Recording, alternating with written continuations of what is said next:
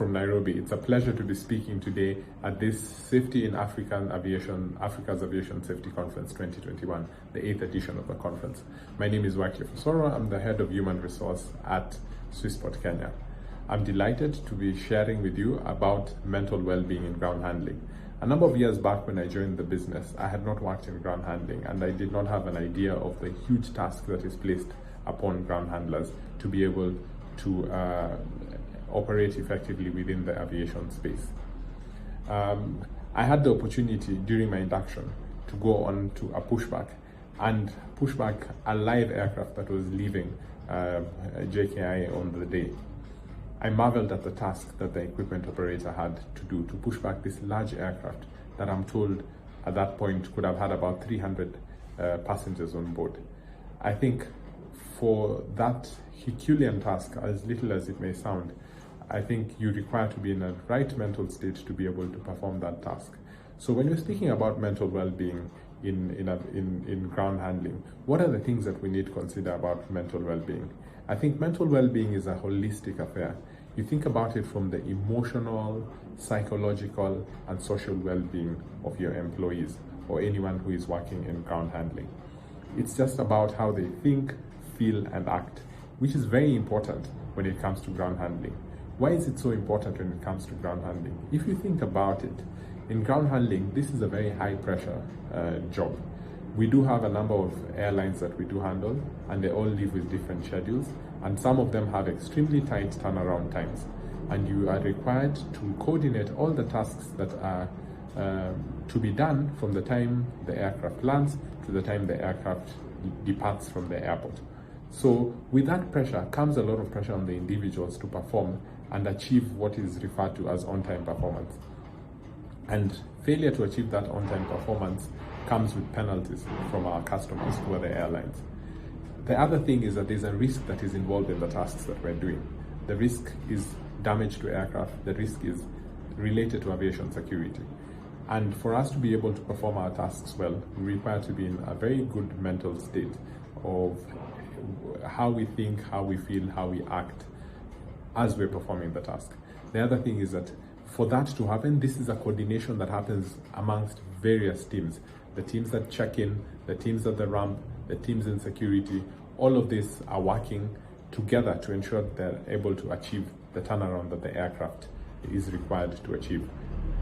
So what is it that we've done in terms of the initiatives that are there in relation to mental well-being at Swissport? We realized that mental well-being is not just about a medical science.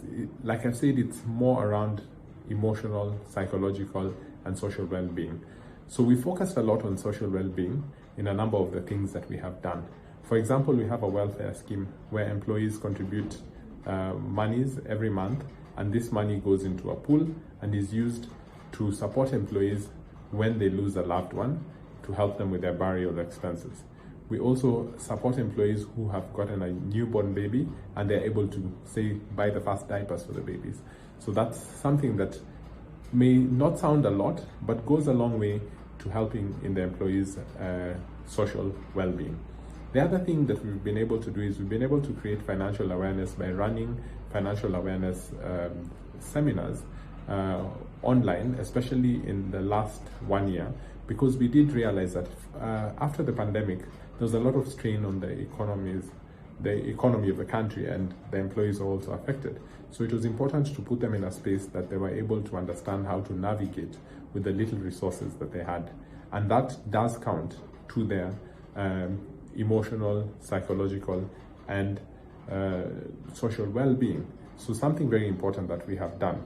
We've also had a partnership with our medical service providers to have a toll-free psychological helpline where employees are able to speak to people who are professionals who are able to help them and guide them on matters that are disturbing them, be it financial, be it social, be it mental or psychological issues. We have had that running, and it's something that is utilized by our employees.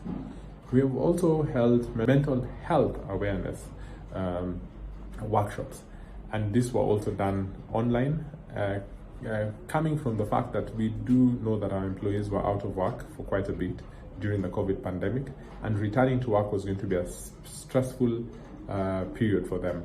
We scheduled these seminars to happen during that time so that we could be able to support the employees as they came into the offices after a long absence at work. If I think about it, what are the learnings that I've had from this particular situation last year and this year? It's important to appeal to the employee's mind, and you need to come up with initiatives that are relevant to the employee, that are able to touch on how they will think, feel, and act, basically their mental well-being. It is also important to consider the stigma that is attached to mental health and see how you're able to package your initiatives to be able to overcome that stigma. The other thing that I'm thinking that we've probably not done too well is how are we able as an industry, around the ground handlers, say for example operating at JKIA, to come together to work to be able to support our employees in terms of their mental well-being. In conclusion, it is said, if you want to walk fast, walk alone. But if you want to walk far, walk together. I think this is a challenge that I leave with my colleagues in the ground handling space. How can we be able to turn around and have initiatives that support our employees and focus on the quick wins that we can have to be able to support employees and support our businesses when it comes to mental well-being. Thank you very much, and I hope you enjoy the rest of the conference. It has been a pleasure speaking to you.